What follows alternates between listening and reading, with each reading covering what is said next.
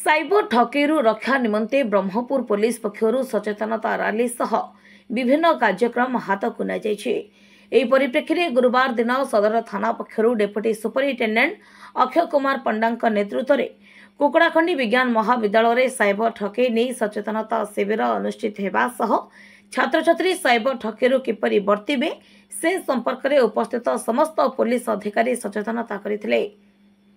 अन्यमानक मध्य सदर थाना अधिकारी सुब्रमण्यम एसआई रंजित महापात्र साइबर थानार कनेस्टेबल अजित गौड़ समेत अन्य कर्मचारी प्रमुख उपस्थित रे साइबर ठकेरु बर्तिबे से नहीं सचेतनता करथिले।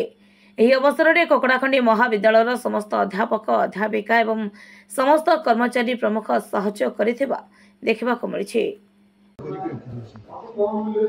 तेणु साइबर क्राइम की प्रतिहित करने ओडिशा सरकार को निर्देश क्रमे ओडिशा पुलिस साइबर सचेतनता साइबर सुरक्षा सचेतनता करने विभिन्न स्कूल कॉलेज जनगहलीपूर्ण जगार आमर डिस्प्ले करा विभिन्न छोट छोट क्लिप और पिला मानक उपदेश दिया केमिति ओटीपी अजना लोक को शेयर करबनी लिंक रे क्लिक करबनी अजना लोक को कौन तथ्य दब ना भाव समस्त सतर्क।